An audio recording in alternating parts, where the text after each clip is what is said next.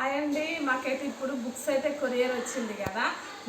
మేము కూడా చిన్న ఉన్నప్పుడు కొత్త బుక్స్ రాగానే ఏం చేస్తుంటామంటే బొట్టు పెడుతుంటే మా వాడి కూడా సెంటిమెంట్ ఏంటంటే మమ్మీ ఫస్ట్ బొట్టు పెడదాము అని చెప్పిండు. వాడే తెచ్చుకొని అయితే బొట్టు పెట్టిండు. సరే ఇప్పుడైతే ఓపెన్ చేస్తా అని చిన్న ఉన్నప్పుడు జ్ఞాపకాలు అయితే ఈరోజు మా యశ్వంత్ అయితే నాకు గుర్తు చేసిండు.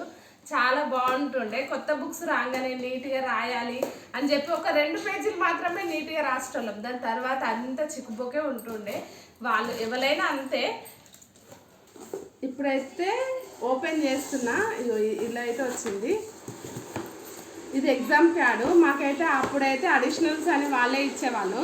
ఇప్పుడైతే మనమే కొనుక్కోవాలి.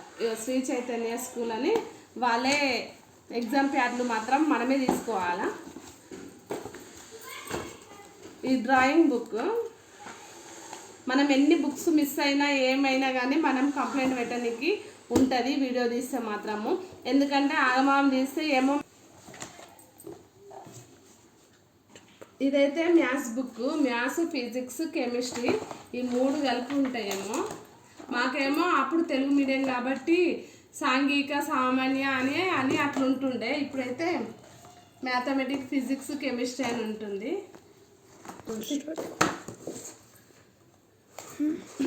ఇగో హ్యాండ్ రైటింగ్. ఇది ఇంగ్లీష్ హ్యాండ్ రైటింగ్ అట. English hand writing. ఇదేమో హిందీ హ్యాండ్ రైటింగ్. మాకైతే ఉంటుండే అప్పుడైతే. మేమైతే ఇవి నీట్గా రాస్తుండే వాళ్ళము. అని మా వాళ్ళు ఎంత కంప్లీట్ చేస్తారో మళ్ళీ ఎప్పుడైనా చూపిస్తారు. ఈ హ్యాండ్ రైటింగ్ ఎంతవరకు యూజ్ చేస్తాడో మా వాడు.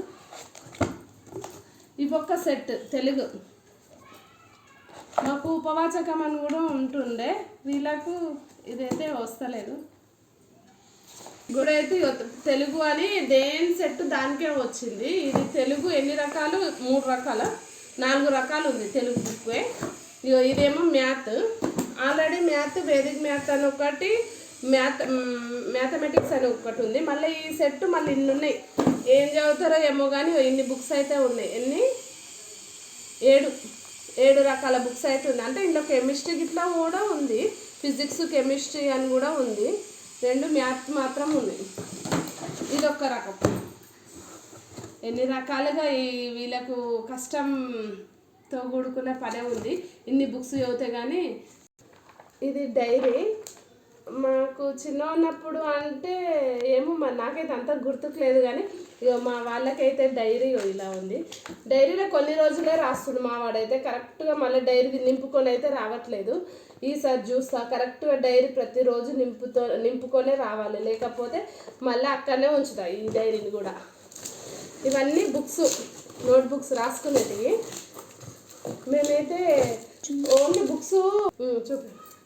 ఇది Sri Chaitanya school infinity app నుంచి అయితే ఈ బుక్ను అట్లా తయారు చేసారు. ఎందుకంటే ఇన్ఫినిటీ యాప్ అయితే చాలా మంచిది అని పిల్లలు చదువుకుంటే బాగుంటుంది.